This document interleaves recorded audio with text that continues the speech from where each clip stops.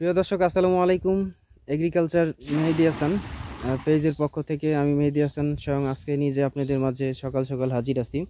দর্শক, ইতোমধ্যে বাংলাদেশে যে একটা সমস্যা, মিলিবাগ সমস্যা, গাছের পাতাকে খুব একটা আক্রমণ করছে, যার ফলে প্রায় 5 বছর যাবৎ আমাদের যে আঞ্চলিক গাছগুলো, দেশি গাছগুলোতে কোনো কিন্তু ডাব আটকে না। সো এই বিষয়ে আমরা যারা নারকেল গাছের মালিক আছি তারা একটা বিষয় সব সময় একটু বিভ্রান্তমূলক, যে টাওয়ারজনিত সমস্যায় নারকেল গাছের নারকেল ফলন ব্যাহত হচ্ছে। দর্শক, এই কথাটা হচ্ছে একটা বিভ্রান্তমূলক কথা।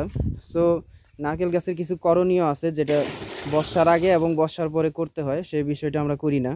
আজকে প্র্যাকটিক্যাল আমি এবং আমার টিম, এখানে আমাদের একজন নারকেল গাছের মালিক আছে, নিতাই চন্দ্র শীল, তার এখানে আমরা প্র্যাকটিক্যাল দেখাচ্ছি আমাদের সংস্থার পক্ষ থেকে। দেখেন, আমরা গাছ থেকে 2 ফিট দূরে 1.5 ফিট গভীর করে গর্ত করছি।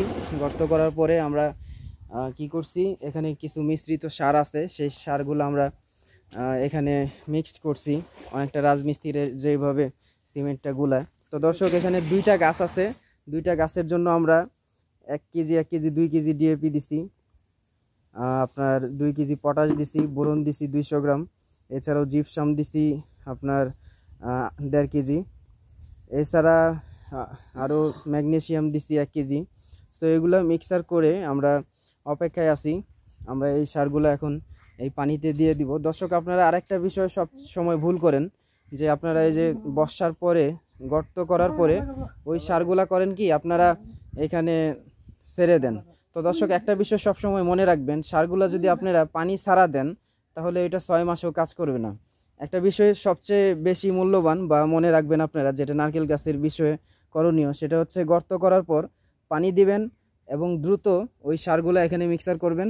আমাদের টিম এখন এখানে সার দিবে, বেশি দেরি করা যাবে না। 5 মিনিট করলে 5 মিনিটের ভিতরে এটা খেয়ে ফেলবে। পানি থাকা অবস্থায় এই কাজটা আপনাদের করতে হবে। তো দর্শক, দেখেন তাহলে আমাদের সহকারী কিভাবে এই সারগুলো দেয়।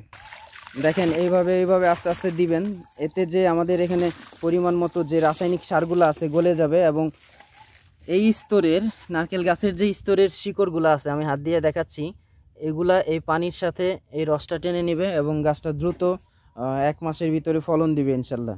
তো দর্শক, এই ছিল আজকের এগ্রিকালচার একটা বিষয়ক প্রতিবেদন। পরবর্তী এরকম নিত্য নতুন একটা প্রতিবেদন নিয়ে আবারও হাজির হব। সেই সুবাদে ভালো থাকবেন, সুস্থ থাকবেন। আল্লাহ হাফেজ।